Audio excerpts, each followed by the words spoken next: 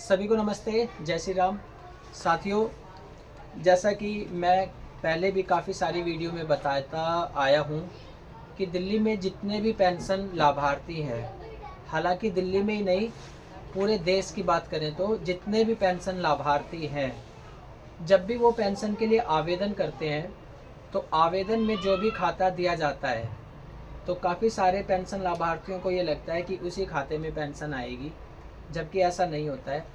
Pension के अलावा जितनी भी सब्सिडी स्कीम्स हैं या सरकार की कोई भी ऐसी योजना है जिसमें फाइनेंशियली या आर्थिक रूप से आपको मदद दी जाएगी, तो वो आती है जिसमें आपका आधार कार्ड लिंक होता है उस खाते में। अभी मेरे साथ मेरे ऑफिस पर ये सुनीता जी आई हैं, जो कि मुकुंदपुर रहती हैं और वहाँ से आई हैं। और पिछली काफ़ी वीडियो में और इस चैनल की जब शुरुआत करी थी उसमें पहली वीडियो भी इन्हीं की डाली हुई है। और इनके पति लगभग कितने साल पहले गुजरे हैं वो? 8-9 साल से, मतलब कि पहले इनके जो है बच्चे के पिता जो हैं गुजर गए थे। तो इनकी पेंशन की जो है कार्रवाई पिछले साल पूरी हुई थी और उसमें इनकी पेंशन जो है, इन्होंने बैंक खाता दिया था यूनियन बैंक ऑफ इंडिया का, पेंशन के लिए अलग से खुलवाया था। लेकिन इनकी जो पेंशन आई है वो आई है इनकी भारतीय स्टेट बैंक में, जो कि इनका खाता खुला था 2016 में। और इस खाते की इनको जानकारी भी नहीं थी। और इनका जो आधार है, अब एक खुशी वाली बात यह है कि इनकी पेंशन जो है वो आ गई है इनके खाते में, लेकिन उस खाते में नहीं आई है जो इन्होंने खाता दिया था, दूसरे खाते में आई है।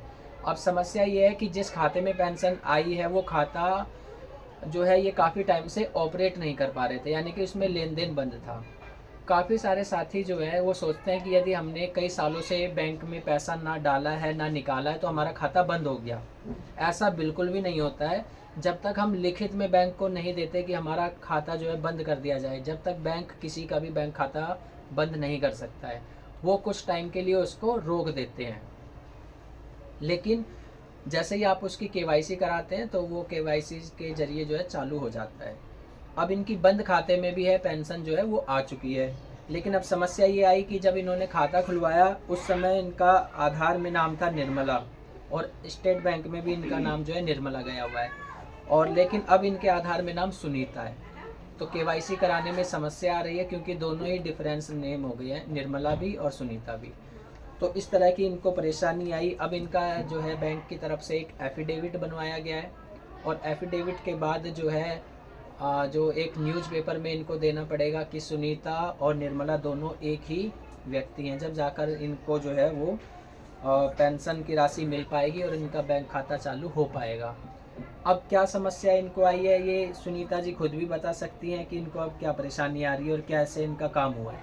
परेशानी तो यही है ना, पेंशन अब निकल नहीं सकती नाम के चक्कर में। अब नाम ये सही करवाऊँ तब निकलेगी, अब बोले न्यूज में जाओ, अब गड़बड़ हो गई ना।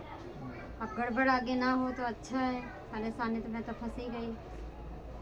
अब पैसा निकल नहीं सकता जब तक वहाँ से सही नहीं होगा नाम। अब क्या करें, फंस गए। काफ़ी सारे साथी हैं और जो जानकारी के अभाव में, यानी कि कई सारी महिलाओं को ये समस्या फेस करनी पड़ती है, और कई बार उनको आस पड़ोस में कुछ लोग राय भी दे देते हैं कि आप पेंशन के लिए अलग खाता खुलवा लो।